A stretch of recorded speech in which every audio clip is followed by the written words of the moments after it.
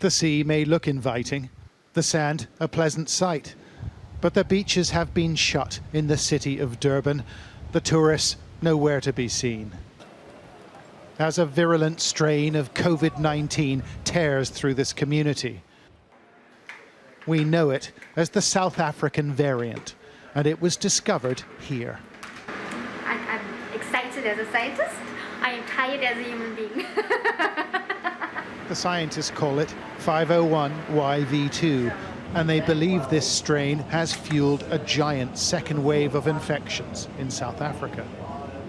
Why we got much busier on the middle end of November, because we were responding by calls of the clinical staff of one of the main hospitals in Nelson Mandela Bay that saw a very unusual increase of new cases, yeah. And they were convinced that probably was something different about the virus. So we answered to the call very quick. Once identified, the team realized how quickly it was spreading across the country and into neighbouring African states. Our lab, CRISP, is receiving also samples from Botswana, Zimbabwe, Zambia, Angola, and Malawi. And in Zambia, the last 23 genomes that they have done, 22 of those were this variant. So the South African variant. Or the variant that we call the 501V2.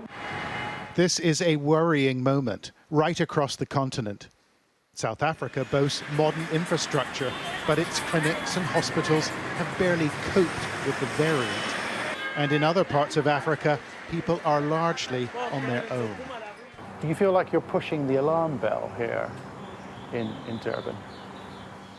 Yeah, I mean, that's certainly what we're certainly trying to push the alarm bell and trying to make this point that we need help. We need help here in South Africa, we need help in the region, and we need to make sure that people understand about this point that this is a global pandemic, and that if we leave Africa and African countries to try and deal with this themselves, we're going to have a big problem on our hands.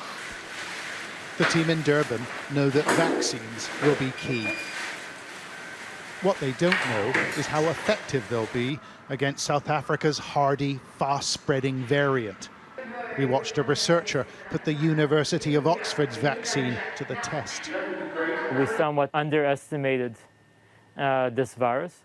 And of course now we're checking something very similar with the vaccines, and the results should be coming out shortly.